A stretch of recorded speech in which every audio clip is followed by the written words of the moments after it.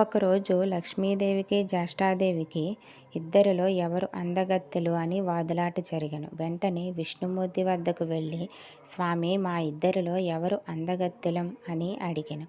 విష్ణుమూర్తి వెంటనే, మీ ఇద్దరిలో ఎవరు అందగత్తెలో నేను సరిగ్గా చెప్పలేను, కానీ కాశీపట్టణంలో ఒక దరిద్ర బ్రాహ్మణుడు ఉండెను. అతను సరిగ్గా చెప్పెదడు, అక్కడకు వెళ్ళుము అని చెప్పెను. వెంటనే లక్ష్మీదేవి జ్యేష్ఠాదేవి సాయం సమయానికి కాశీపట్టణం చేరుకొని ఆ దరిద్ర బ్రాహ్మణుడి ఇంటి తలుపు తట్టెను. అతను ఆవలించుకుంటూ తలుపు తీసి, ఎవరమ్మా మీరు, ఇలా ఎక్కడకు వచ్చితిరి అని అడిగాను. వెంటనే లక్ష్మీదేవి జ్యేష్ఠాదేవి, మేమిద్దరం అక్కా చెల్లెళ్ళం, మా ఇద్దరు ఎవరు అందగత్తెలో అని సందేహం కలిగినది. నీవు చెప్పినచో మాకు తోచిన సహాయము నీకు చేసేదము అని చెప్పెను.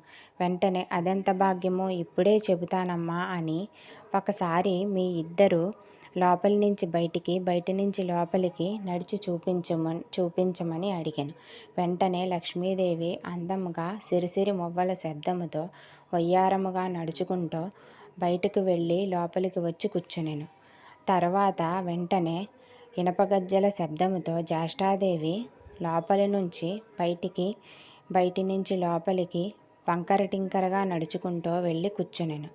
వెంటనే ఆ బ్రాహ్మణుడు ఇట్లా, నేను మీరిద్దరూ చాలా అందగత్తెలు అమ్మా, కాకపోతే వచ్చేటప్పుడు నా ఇంటి లోపలికి లక్ష్మీదేవి అందముగా ఉన్నది, నా ఇంటి నుండి బయటకు వెళ్ళేటప్పుడు జ్యేష్ఠాదేవి అందముగా ఉన్నది అని చెప్పాను.